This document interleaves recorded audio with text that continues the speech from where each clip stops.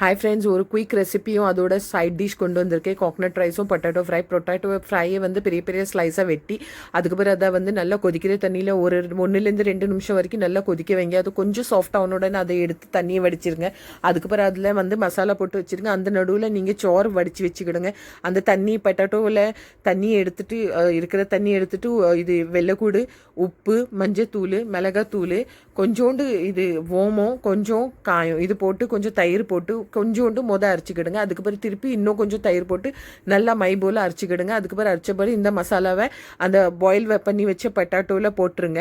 அதுக்கப்புறம் போட்டு அதை நல்லா கிண்டும் போது நீங்கள் ஒரு ஸ்பூன்லேருந்து 2 ஸ்பூன் வரைக்கும் ரவை போட்டுடலாம். ரவை போடுறதுல என்னென்னா இது ஒட்டாமல் நல்லா கிறிஸ்பியாக வரும், நல்லா டேஸ்டியாகவும் இருக்கும், எண்ணெயும் ஜாஸ்தி குடிக்காது. அதுக்கு பிறகு இது வந்து லோ ஆயில் குக்கிங் தான். இது வந்து நீங்கள் ஷாலோ ஃப்ரையும் பண்ண வேண்டாம், டீப் ஃப்ரையும் பண்ண வேண்டாம். ஒரு பேன் எடுத்துக்கிடுங்க. என் பேன் வந்து நான்ஸ்டிக். ஸோ இதில் கம்மி ஆயிலே இதை நல்லா நான் பேனில் நல்லா விரித்து இதை எல்லாமே நான் வறுக்க போட்டுட்டேன். ஸோ இந்த டைமில் வந்து கொஞ்சோண்டு தான், அது ஸ்டிக் ஆகக்கூடாதுன்னுட்டு தான் கொஞ்சம் ஆயில் அதில் போட்டேன். வேறு ஒன்றும் இல்லை. இந்த டேஸ்ட்டும் சூப்பராக இருந்தது. அதுக்கப்புறம் நல்லா அது அவிஞ்ச பிறகு அதை நீங்கள் ஃப்ளிப் பண்ணி 2 பக்கமும் கொஞ்சம் கொஞ்சமாக குக் பண்ணிக்கிடுங்க. ஸ்லோ ஃப்ளேமில் குக் ஆகிட்டே இருக்கட்டும், அதில் ஒன்றும் பிரச்சனை இல்லை. அதுக்கு பிறகு நீங்கள் வந்து இது குக் ஆகும்போது இங்கே வந்துடுங்க.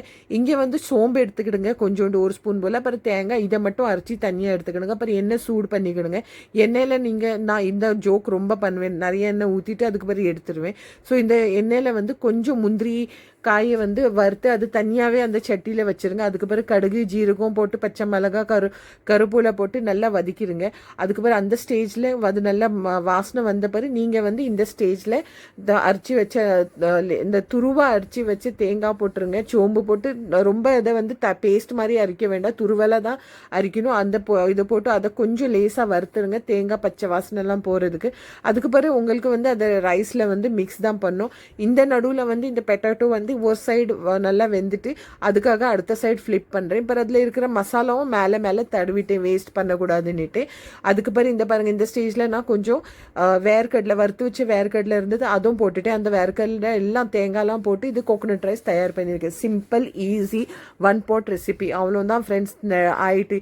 இதுதான் நான் வந்து பொங்கலுக்கு ஒரு நாள் முன்னால் பண்ண ரெசிபி இன்றைக்கி ஷேர் பண்ணுறேன். வேறு அன்றைக்கி பொண்ணு வேறு வீட்டில் இருந்தாலும் அவள் ஸ்ட்ராபெரி ஜூஸ் கேட்டால் அதுக்காக தான் அவளுக்கு ஸ்ட்ராபெரி மில்க் ஷேக் பண்ணுறேன். இதில் வந்து ரொம்ப ஒன்றும் இல்லை. ஸ்ட்ராபெரியை வெட்டி போட்டுட்டு அதில் லேசாக பால் போட்டு அதை நல்லா அரைச்சிருங்க. அரைச்ச பிறகு கொஞ்சம் மில்க் மேட் இருந்தது அதையெல்லாம் போட்டு திருப்பி இருந்த காய்ச்ச பால் தான் போடணும். பச்சை பால் போட்டு அது ஒரு மாதிரி வாசனை வேறு மாதிரி இருக்கும். ஸோ நல்லா காய்ச்ச பாலை போட்டு ஐஸ் க்யூப்ஸ் போட்டு மில்க் மேட் இருந்தது அதையெல்லாம் போட்டு நல்லா மிக்சியில் ஒரு 2-3 நிமிஷம் ஹையில் சுற்றி இந்த பாருங்கள் ஸ்ட்ராபெரி மில்க் ஷேக் ரெடி ஆகிட்டு. ஸோ இன்றைக்கி உள்ள சாப்பாடு வந்து coconut rice, potato fry, strawberry milk shake, தயிர். இது நினைக்கிறேன் உங்களுக்கு இந்த ரெசிபி பிடிக்கும். பாய் பாய்.